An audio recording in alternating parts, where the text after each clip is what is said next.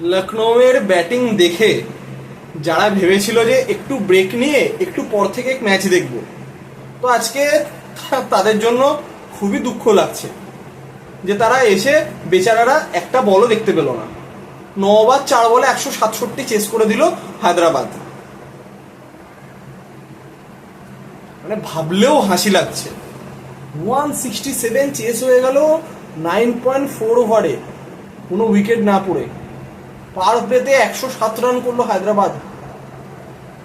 মানে typically one sided game বলাটাও যেন মনে হচ্ছে কম, আরো বেশি কিছু যদি বলা যেত তাহলে সেটা মনে হতো যে উপযুক্ত। তো এরকম একটা ম্যাচ হলো, এবং খুব হতাশাজনক কেন, খুব লজ্জাজনক পারফরমেন্স লখনৌয়ের তরফ থেকে। তারা প্রথমে ব্যাটিং করে 165 করেছিল, সেই রান তারা ডিফেন্ড করতে নেমে অপোনেন্ট 9 ওভার 4 বলে রান তুলে দিচ্ছে কোনো উইকেট না হারিয়ে। এটা কখনোই এক্সপেক্টেড নয়। লজ্জাজনক পারফরমেন্স লখনৌয়ের থেকে। তো আজকে হায়দ্রাবাদের রাজীব গান্ধী স্টেডিয়ামে মুখোমুখি হয়েছিল লখনৌ এবং সানরাইজার্স হায়দ্রাবাদ। তো প্রথমে টস জিতে ব্যাটিং করার সিদ্ধান্ত নিয়েছিল কেএল রাহুল। তো প্রথমে ব্যাটিং করে 165 করে 4 উইকেট হারিয়ে লখনৌ। তো প্রথমে ব্যাটিং করতে নামে কেএল রাহুল এবং কুইন্টন ডিকক। তো কুইন্টন ডিকক বেশ কিছু ম্যাচ পর আবার দলে কামব্যাক করলো। তো তাকে প্রথমেই আউট করে ভুবনেশ্বর কুমার। তো তারপর ব্যাটিং করতে নামে স্টয়নিস। তো স্টয়নিসকেও আবার আউট করে ভুবনেশ্বর কুমার। তো তারপর আজকে আপগ্রেড করে 4 নম্বরে নামানো হয়েছিল ক্রুনাল পান্ডিয়াকে। তো তিনি রান আউট হন। তারপর কেএল রাহুল একটি স্লো ইনিংস খেলে আউট হন। তো সেই বিষয়ে একটু পরে আসছি। এবং লাস্টে নিকোলাস পুরান এবং বাডনির সৌজন্যেই 165 অব্দি রানটা গেছে। বাডনি হাফ সেঞ্চুরি করেছে এবং নিকোলাস পুরান 48 রানে নট আউট ছিল। তো আমরা শুধু আগে আমরা দেখব যে তাদের ব্যাটিং লাইন আপটা, তারপর একে একে বিশ্লেষণে আসছি। কেএল রাহুল 33 বলে 29, একটি 4 মেরেছে, একটি 6, তার স্ট্রাইক রেট 87.88। তিনি দলের ক্যাপ্টেন, মাথা রাখুন। কুইন্টন ডিকক 5 বলে 2, স্টয়নিস 5 বলে 3, কুনাল পান্ডে 21 বলে 24 রান আউট, নিকোলাস পুরান 26 বলে 48 এবং বাডনি 30 বলে 55 নট আউট। তো যে পিচেতে 167 চেজ হয়ে যাচ্ছে 9 ওভার 4 বলে, আপনি কি বলতে পারবেন যে পিচটা হচ্ছে বোলিং সহায়ক পিচ? কখনোই পারবেন না। হয়তো প্রথম দিকে এটা বলতে পারেন যে প্রথম দিকে বোলাররা সহায়তা পেয়েছে, পরের দিকে ডিউ ফ্যাক্টর বা বিভিন্ন কারণের জন্য বোলাররা তো সহায়তা পায়নি। কিন্তু এর মানে এই নয় যে আপনি 33 বলে 29 রানের একটি ইনিংস খেলবেন। অ্যাজ আ ক্যাপ্টেন, আপনি ওপেনার, পাওয়ার প্লেটাকে যেভাবে লখনৌ নষ্ট করেছে আজকে, তো সেখানেই বোঝা গেছে তাদের আজকে জেতার মাইন্ডসেটই নেই। আজকে বলে কেন কেকেআর ম্যাচে 236 চেস করতে হবে, সেইখানেতে কেএল রাহুল খেলছে 22 বলে 25। তো ম্যাচ সেখানেই হাত থেকে বেরিয়ে যাচ্ছে তাদের। এবং আজকে তিনি যে ইনিংসটি খেললেন, তো এর থেকেই বোঝা যাচ্ছে তাকেও রিয়েলাইজ করতে হবে যে কেন তাকে ভারতীয় দল ওয়ার্ল্ড কাপ স্কোয়াডে জায়গা দেয়নি। 1 নম্বর তো বিসিসিআই তাকে মিডিল অর্ডারে খেলতে বলেছিল, তিনি করেনি, তিনি ওপেনিংয়ে করেছেন। তো সেই বিষয়গুলো বাদই দিন। তো কি কারণে তাকে দলে নেওয়া হয়নি? এই কারণের জন্য। স্টয়নিস ভালো পারফরমেন্স করছে, একটা ম্যাচ খেলতে পারেনি, ঠিক আছে। কুইন্টন ডিকক ফর্মে নেই, তিনি আউট হয়ে গেছে।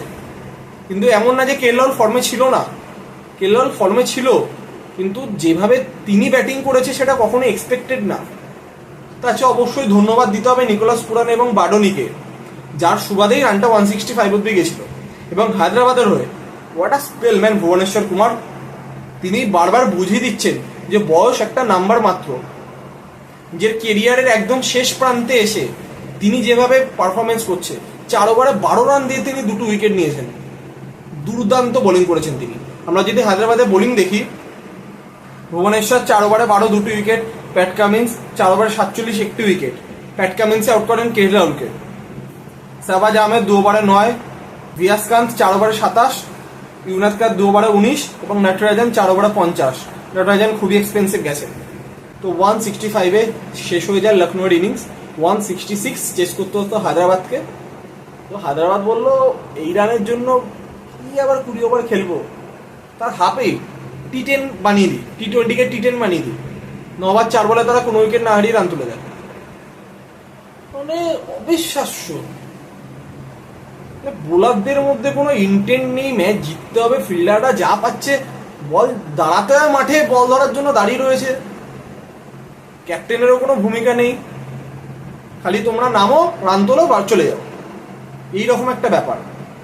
আপনারা যদি দেখি তাদের ব্যাটিং দেখুন, অভিষেক শর্মা 28 বলে 75, 8টি 4, 6টি 6, স্ট্রাইক রেট 267, এবং ট্রাভিস হেড 30 বলে 89, 8টি 4, 8টি 6, তার স্ট্রাইক রেট 296.67। তো ম্যাচ শেষ। প্রথম পাওয়ার প্লেতেই 107 রান। বোলিং যদি আমরা দেখি, গৌতম 2 ওভারে 29, ইয়াশ ঠাকুর 2 ওভার 4 বলে 47, রবি বিষ্ণুই 2 ওভারে 34, নবীনুল হক 2 ওভারে 37, বাডনি 1 ওভারে 19। এই হচ্ছে বোলিং। এখানে অবশ্যই দুজন বাঁহাতি ব্যাটসম্যান আছে বলে কেএল রাহুল ক্রুনাল পান্ডিয়াকে বোলিং দেয়নি। তো এই লজ্জাজনক হারের পর কিভাবে লখনৌ দল কামব্যাক করবে নেক্সট ম্যাচে, সে বিষয়ে যথেষ্ট সংশয় রয়েছে। তাদের কাছে কার্যত মাস্ট উইন গেম ছিল প্লে অফের দৌড়ে টিকে থাকার জন্য, সে জায়গায় তারা তো অনেকটা পিছিয়ে গেল, সেটা তো বলাই বাহুল্য। কিন্তু আজকে তারা যেভাবে খেললো, তাদের কনফিডেন্স যে লেভেলে ডাউন হয়ে গেল, সেখান থেকে তারা নেক্সট ম্যাচে কতটা কামব্যাক করতে পারবে সেটা অবশ্যই সংশয়। এবং উল্টো দিকে হায়দ্রাবাদ, তারা কনফিডেন্সের টপ লেভেলে চলে গেল আজকের এই ম্যাচটা এইভাবে জিতে। তো আজকে অধিনায়ক প্যাট কামিন্সের জন্মদিন ছিল, তার জন্মদিনের জন্য সেরা গিফট দিল তার দল, যেভাবে তারা খেললো। এবং তাদের আগামী 2টি ম্যাচে কিন্তু হোম ম্যাচ, তো সেই হোম অ্যাডভান্টেজ কিন্তু পাবে হায়দ্রাবাদ। উল্টো দিকে এলএসজি নেক্সট 2টি ম্যাচ কিন্তু অ্যাওয়ে ম্যাচ। তো হায়দ্রাবাদ দল চাইবে আগামী 2টি ম্যাচও জিতে প্লে অফে কোয়ালিফাই করে যেতে। তো এই ছিল আজকের ওয়ান সাইডেড ম্যাচের আপডেট। তো আগামীকাল ধর্মশালাতে মুখোমুখি হচ্ছে পাঞ্জাব এবং ব্যাঙ্গালোর। তো সেই ম্যাচের সমস্ত আপডেট নিয়ে দেখা হচ্ছে কালকের ভিডিওতে।